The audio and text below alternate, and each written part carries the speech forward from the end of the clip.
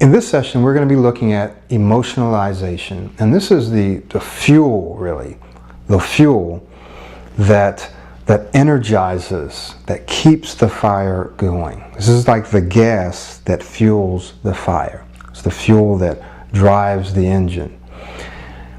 And very simply, you're going to have emotionalized verbalizations and emotionalized visualizations. That is, you're going to add some emotion and feeling to what you say, and you're going to add some emotion to what you're picturing, okay? Which is very easy to do, all right?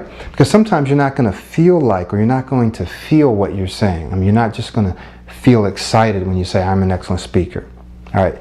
Or you're not going to be able to really visualize it completely. So you're going to have to add some emotion to it. So I'm going to show you how. It's very easy, actually. In fact, I've already kind of shared with you a little bit about how to do that. So let's look at emotionalized verbalizations first. Here's what you're going to do. When you say something like, I'm an excellent speaker, I'm a great speaker, you're going to say it like you mean it. Say it like you believe it. Put some emotion into it. And you can do that by using your hands, by fluctuating your voice, right? By really getting into it, by using your face, your facial expressions, by smiling. Those are ways you can physically add emotion to what you're saying, right? And you keep doing it like you really believe it, like you feel it. So you might say, I'm an excellent speaker. I'm a great speaker. Man, I am an awesome speaker. I'm a great speaker. I'm a great speaker. I'm an excellent speaker. I am a bad speaker. When I say bad, I mean bad good. So I am an awesome speaker. I am a great speaker. I'm an excellent speaker. So you do it in different ways. You might even change your voice, right? So you add some emotion to it and you just keep saying it over and over, and you keep saying it like you believe it. By doing this, you're adding fuel to the fire. But if you just, I'm an excellent speaker, I'm an excellent speaker, nobody's going to believe that. You don't even believe that. But if you add emotion to it, then you start to believe it, and it makes it real. That's it. That's how simple it is. All right? Just adding that little bit to that statement makes it so much more powerful and effective and productive. All right, emotionalized visualizations. What you want to do here is add detail to your visualization. Add detail. So as you walk through yourself in the interview, as you picture yourself in the interview, how are you feeling? Are you feeling good about yourself? So smile, see yourself, see the color of the suit that you're wearing or the shirt. Feel the handshake, smell the cologne or the perfume that you're wearing. See the lights in the room. How are you feeling? Are you feeling smooth? Are you feeling relaxed? Are you feeling a little nervous? That's normal, that's good. It's going to keep you on the edge. All right? So feel and picture the details of that experience. Right? Get yourself into it. By adding the details and by really getting yourself into this like it's a movie, what's going to happen is you're also going to experience the emotions or the feelings that you would have if you were actually doing that. Now, if you just try to picture yourself a little bit and it's in black and white and you're just walking in and you're saying hi and you just run through it real fast, then there's probably not going to be any emotions attached to that visualization. But the more detail you give to it, right, the more emotions you will experience.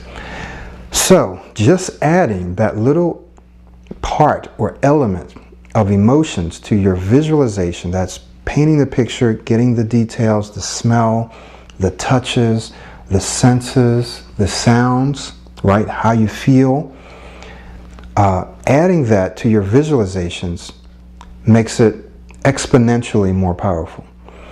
Adding the physical expressions and the fluctuations in your voice to your verbalization makes that exponentially more powerful. And then when you're writing it down by using the color or by putting pictures on it, that's also a way of emotionalizing your writing, okay? So adding the color makes it stand out, makes it jump out. It's like emotion, adding red or purple or something. It's fluorescent green, okay? That makes it jump out. Or using multicolor cards is a way of emotionalizing what you're writing. While this information is it's out there, it's pretty basic, right, in a sense, and I know these videos are short, but the power of what I've just shared with you, wow, I mean, I can't even express the impact it can have on you if you do these things.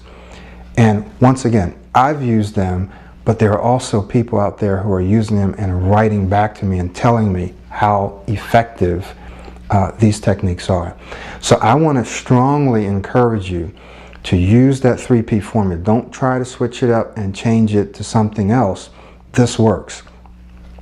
Write it down, speak it, articulate it, visualize it, create a movie, walk yourself through it, okay? Add emotion to what you're saying, to what you're writing with colors, and to your pictures, to your visualization, to your images by adding in the details. How are you feeling? What does it smell like? What does it feel like? What's happening around you? Does that all make sense? So what we've talked about in this process of actualization is taking something that's potential, something that's out there, something that's just in your head, taking it and making it real, making it actual. How do we do that? 3 ways, 3 techniques. What's the first one? Verbalization. And when we talk about verbalization, we're talking about you can write it down and you can say it, right? You can articulate it. We then talked about what? Visualization. You create a mental movie, if you will.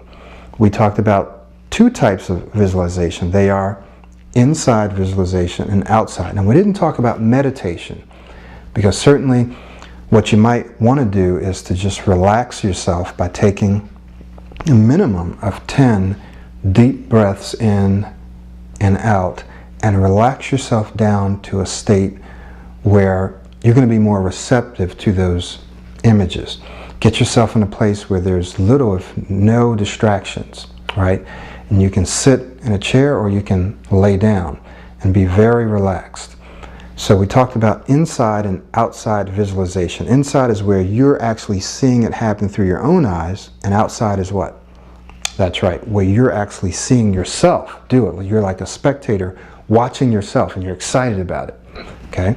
So we talked about verbalization, visualization, then we talked about emotionalization. Simply adding feeling to what you're doing. You can add feeling to what you've written with colors or pictures. You can add feeling to what you're saying with expressions and fluctuations in your voice. And you can add feeling to your pictures with details. Okay? So once again, I want to encourage you to go back to this information, to apply it, to use it daily. It does work. Thank you very much. And in the next session, we're going to be looking at patternization or patterning or modeling, right? And this is the external part, right? So we kind of talked about the internal part. Now we're going to talk about some things that you actually have to do to transform yourself, okay? Thank you. This is Michael Williams. May God bless you. I'll see you next time.